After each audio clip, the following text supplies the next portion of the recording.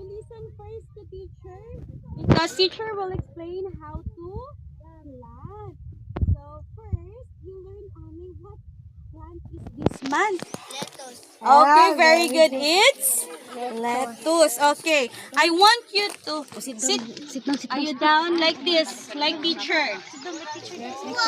Oh, children, para mag-plant kita or mag-grow ang plant, we need a good area or location where mas enough sunlight and soil. So after, you need to listen the soil like this. Oh, you follow teacher? Sige. Follow. Oh, before kita mag-plant or after. After this, hold your pot, hold your plant. Then slowly remove the plant like this. Make sure na di ma-damage ang roots, children, ha? Kaya kung ma-damage, oh no, what happened to the plants, man? It may die. Kaluoy sa plants, children, like this. Look at teacher. Go down. After that, make kita ng right deep hole like, mag-make na kita ng hole like this. Make a hole kayo, make Make a deep hole like this.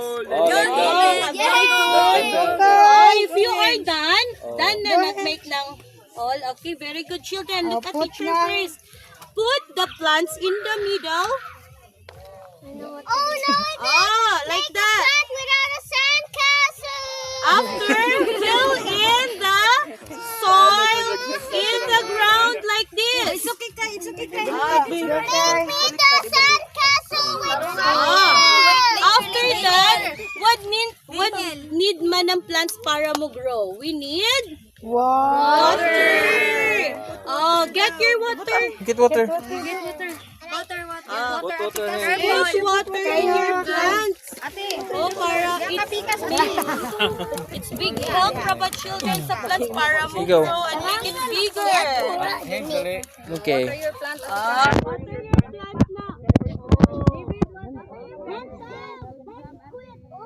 That's enough. We wash na dito. Mag-wash na dito. Very good. If you are done,